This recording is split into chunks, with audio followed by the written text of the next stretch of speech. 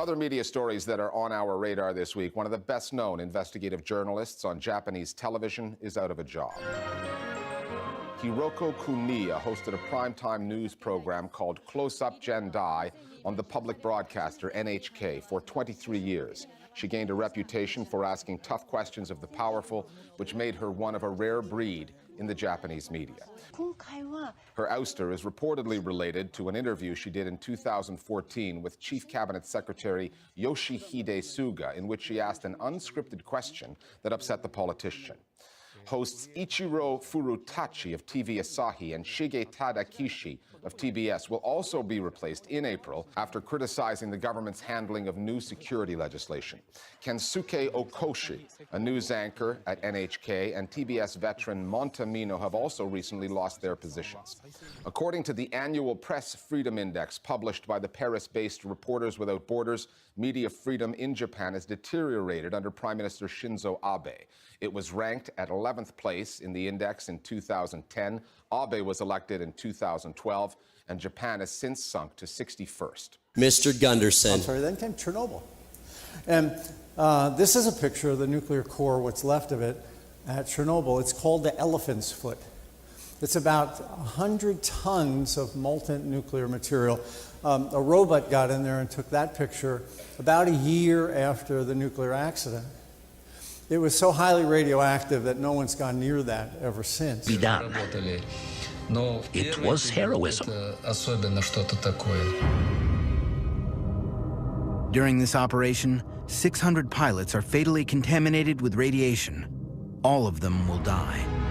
But obviously, I think we all know that Chernobyl did release radiation. There's a map of Europe. And it shows that basically the Ukraine was highly contaminated, but it didn't stop at the border. Hello to you. The World Health Organization is warning of a tidal wave of cancer sweeping the globe. You know, the radiation didn't say, whoa, this accident happened in Ukraine, I'm not going to cross that line.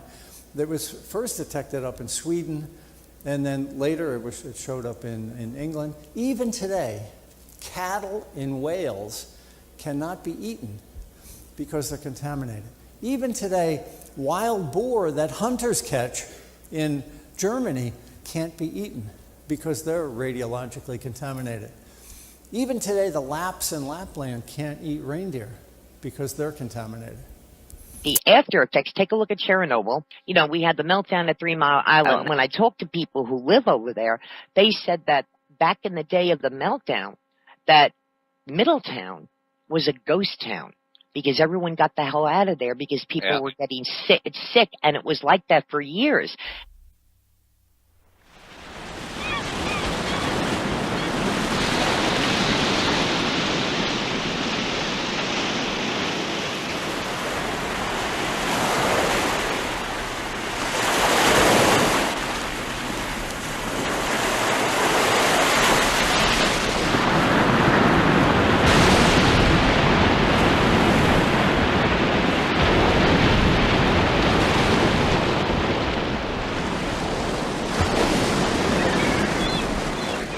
We sometimes talk about the edge of the sea, where ocean stops and land begins.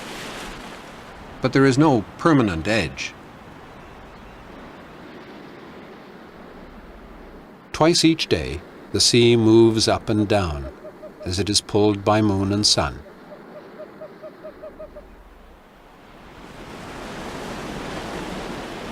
The intertidal zone includes all the areas covered by the highest tides and exposed by the lowest tides. Although it is a difficult environment in which to live, a tideland is a place of great abundance.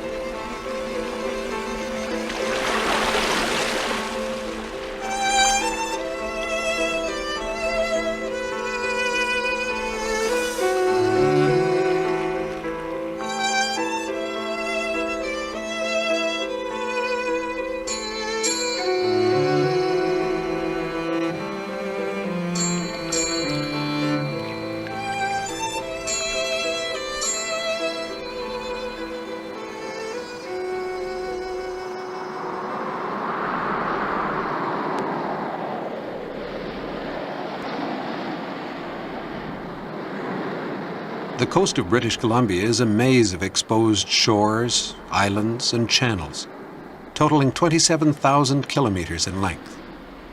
British Columbia used to look like this wherever you went. These are pictures I took. This one here.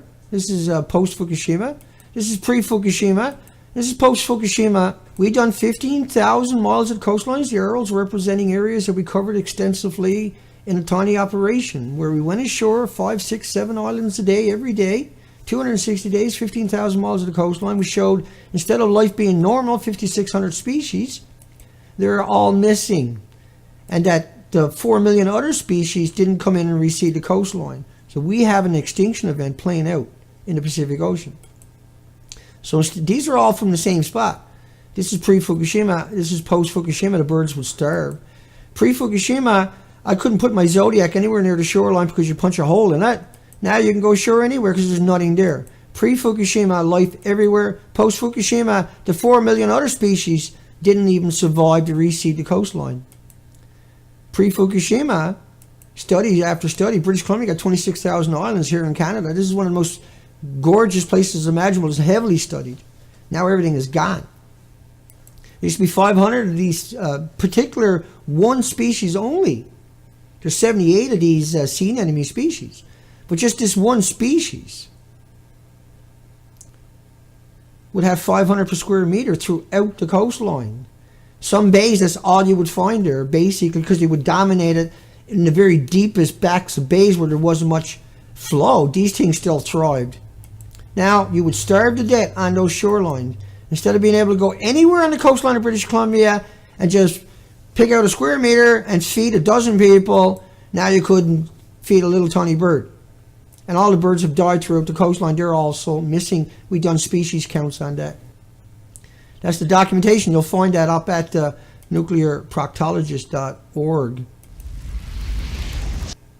Fukushima, the earthquake we just talked about, the tsunami, the meltdown, reactor 1, reactor 2, reactor 3, reactor 4.